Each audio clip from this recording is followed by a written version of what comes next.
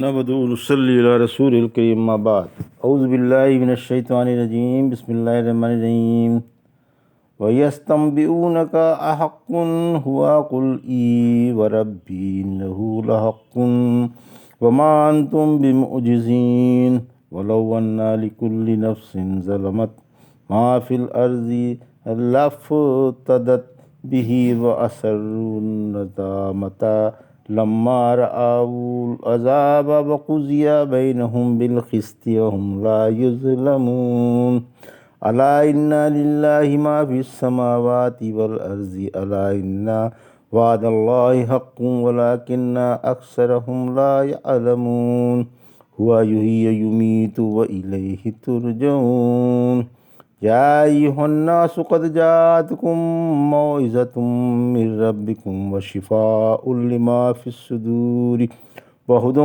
ورحمة للمؤمنين قل بفضل الله وبرحمته فبذلك فليفرحوا هو خير مما يجمعون قل أرأيتم ما أنزل الله لكم من رزق فجعلتم منه حراما وحلالا قل الله أذن لكم أم على الله تفترون وما ظن الذين يفترون على الله الكذب يوم القيامة إن الله لذو فضل على الناس ولكن أكثرهم لا يشكرون۔ ابھی آپ نے سورہ یونس کی آیت 53 سے 60 کی تلاوت سماعت فرمائی۔ ان آیتوں کا ترجمہ اور تفسیر اس طرح ہے۔ وَيَسْتَنْبِئُونَكَ أَحَقٌّ هُوَ قُلْ إِي وَرَبِّي إِنَّهُ لَحَقٌّ وَمَا أَنْتُمْ بِمُعْجِزِينَ آیت 53۔ وَلَوْ أَنَّ لِكُلِّ نَفْسٍ ظَلَمَتْ مَا فِي الْأَرْضِ لَافْتَدَتْ بِهِ وَأَسَرُّوا النَّدَامَةَ لَمَّا رَأَوُا الْعَذَابَ وَقُضِيَ بَيْنَهُمْ بِالْقِسْطِ وَهُمْ لَا يُظْلَمُونَ آیت 54۔ ترجمہ: وہ آپ سے قریت کر رہے ہیں کہ کیا یہ سچی بات ہے؟ آپ جواب دیں کہ ہاں مجھے میرے رب کی قسم یہ بالکل سچی بات ہے، اور تم ہرا نہیں سکتے۔ اگر ہر ظالم کے پاس روئے زمین کی دولت ہو تو وہ سب اپنی جان چھڑانے کے لیے دے دے، اور جب وہ عذاب دیکھ لیں گے تو دل ہی دل میں پشیمان ہوں گے، اور ان میں انصاف سے فیصلہ کر دیا جائے گا اور ان پر ظلم نہیں کیا جائے گا۔ یہ تھا سورہ یونس کی آیت 53 اور 54 کا ترجمہ تفسیر۔ آیت 53: زندگی بعد الموت واقعی ہے، یعنی مخالف آپ سے قریت کر پوچھ رہے ہیں کہ کیا زندگی بعد الموت اور مٹی بن جانے کے بعد قبروں سے اٹھنا سچی بات ہے؟ فرمایا، مجھے میرے رب کی قسم، زندگی بعد الموت اور قبروں سے اٹھنا بالکل برحق ہے، اور تم مٹی بن کر یہ نہ سمجھو کہ تم کو اللہ زندہ کر کے اٹھانے پر قادر نہیں۔ اس نے تو تم کو عدم سے اٹھا کر کھڑا کر دیا جب تمہارا نام و نشان تک بھی نہ تھا، اور اب تو تمہارے اجزاء موجود ہیں جو مٹی میں ملے جلے ہیں۔ اللہ انہی اجزاء سے تمہیں پیدا کر دے گا۔ اللہ جب کوئی چیز پیدا کرنا چاہتا ہے تو اسے ہو جانے کا حکم فرما دیتا ہے، پھر وہ ہو جاتی ہے۔ آیت 54: قیامت کے دن بڑے سے بڑے فدیہ بھی قبول نہیں ہوگا۔ جب قیامت آ جائے گی تو اس روز کافر یہ آرزو کرے گا کہ اگر اس کے پاس زمین بھر سونا بھی ہو تو اپنی جان چھڑانے کے لیے اسے دے دے، اور جب عذاب دیکھیں گے تو دل ہی دل میں پشیمان و شرمسار ہوں گے، پھر حق و انصاف سے ان میں ظلم کیے بغیر فیصلہ کر دیے جائیں گے۔ الا ان للہ ما فی السماوات والارض الا ان وعد اللہ حق ولکن اکثرهم لا یعلمون آیت 55۔ ہوا یحیی ویمیت والیہ ترجعون آیت 56۔ ترجمہ: دیکھو جو کچھ آسمان و زمین میں ہے سب اللہ ہی کا ہے، کان کھول کر سن لو، اللہ کا وعدہ سچا ہے، لیکن اکثر لوگ علم سے کورے ہوتے ہیں۔ وہی زندگی بخشتا ہے اور وہی موت دیتا ہے، اور اسی کے پاس تم سب کو لوٹ کر جانا ہے۔ یہ تھا ترجمہ آیت 55-56 کا۔ تفسیر: مالک و شہنشاہ مطلق اللہ ہی ہے، یعنی آسمان و زمین کا مالک و شہنشاہ اللہ ہی ہے۔ اس کا وعدہ سچا ہے اور لامحالہ پورا ہو کر ہی رہے گا، اگرچہ اکثر لوگ اس علم سے بے بہرہ رہتے ہیں۔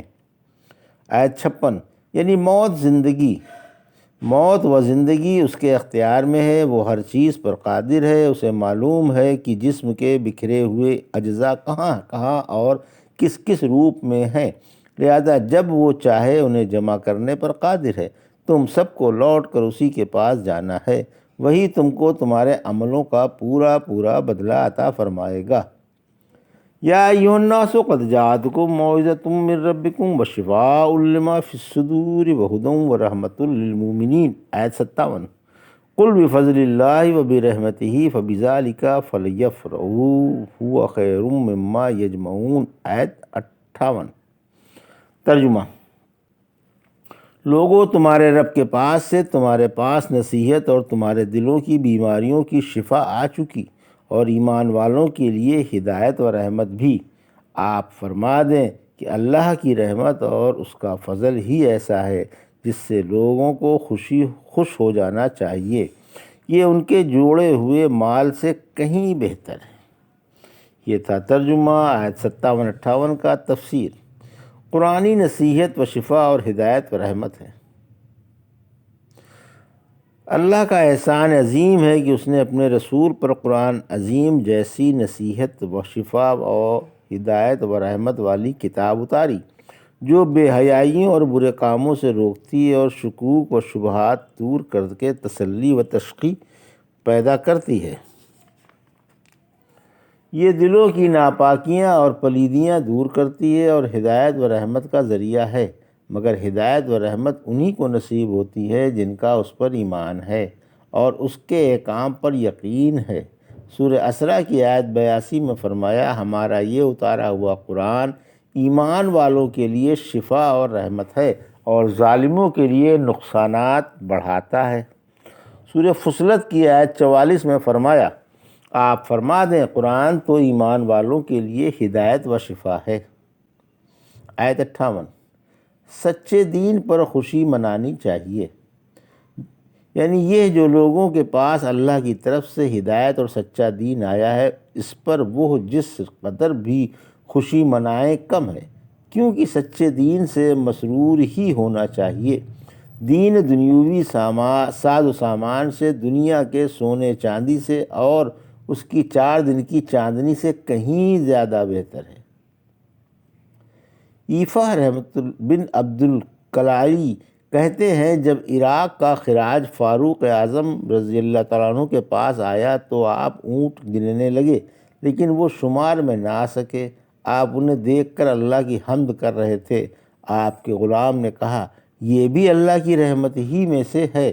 فرمایا، نہیں، یہ تو ہم نے جمع کیے ہیں، اللہ کا فضل تو ان سے کہیں زیادہ ہے۔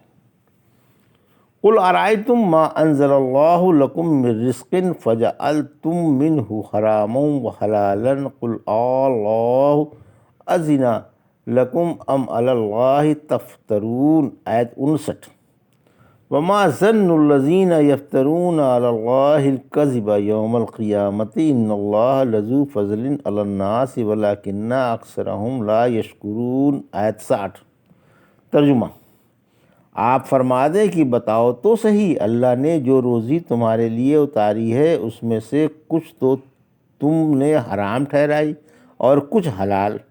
آپ پوچھیں، کیا اللہ نے تمہیں اجازت دی تھی یا تم اللہ پر جھوٹ باندھ رہے ہو؟ اور جو اللہ پر جھوٹ باندھ رہے ہیں ان کا قیامت کے دن کیا خیال ہے؟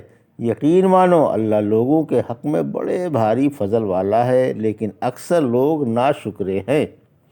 یہ تھا ترجمہ آیت 59-60 کا۔ تفسیر: اللہ کے سوا کسی کو کسی چیز کے حلال و حرام کرنے کا کوئی حق نہیں۔ مشرکوں نے جو مخصوص جانور اپنے اوپر حرام کر لیے تھے ان کی ترویج ہے۔ سورہ انعام کی 137 آیت میں فرمایا، اللہ کی پیدا کی ہوئی کھیتیوں میں اور جانوروں میں مشرک کچھ حصہ اللہ کا ٹھہراتے ہیں اور کہتے ہیں کہ یہ اللہ کا ہے اور یہ ہمارے شریکوں کا ہے۔ اس آیت میں ان کی ترویج ہے جو بلا کسی دلیل کے اللہ کی حلال کی ہوئی چیزوں کو حرام اور حرام کی ہوئی چیزوں کو حلال محض اپنی خواہشات اور آراء سے سمجھ لیتے ہیں۔ اللہ نے انہیں اس گناہ پر اپنے قیامت والے عذابوں سے ڈرایا ہے۔ آیت 60 کہ جب یہ قیامت کے دن ہمارے پاس لوٹ کر آئیں گے تو ان کا کیا خیال ہے کہ اس روز ان کے ساتھ کیا کریں گے؟ چونکہ اللہ بندوں کے حق میں بڑے فضل و کرم والا ہے، اس لیے دنیا میں پکڑ نہیں فرماتا اور ڈھیل دے دیتا ہے۔ یہ بھی اس کا فضل ہی ہے کہ اس نے لوگوں کے لیے مفید چیزیں حلال کر دیں اور مضر چیزیں حرام، خواہ ان میں دینی نقصان ہو یا دنیوی۔ لیکن اکثر لوگ ناقدرے ہوتے ہیں کہ اللہ کی نعمتوں کو ٹھکرا کر انہیں اپنے اوپر حرام کر لیتے ہیں اور اپنے آپ کو تنگی میں ڈال لیتے ہیں۔ کچھ چیزیں حرام جانتے ہیں اور کچھ حلال۔ مشرک ایسا کیا کرتے تھے جن کی شریعت خود ساختہ تھی، یا اہل کتاب جنہوں نے دین میں نئی نئی باتیں پیدا کر لی تھیں۔ یہ تھا سورہ یونس کی آیت 53 سے 60 کا ترجمہ اور تفسیر جو بھی آپ نے سماعت فرمائی۔ بارک اللہ لی و لکم فی القرآن الحکیم و نفعنا ایاکم بالآیات الذکر الحکیم۔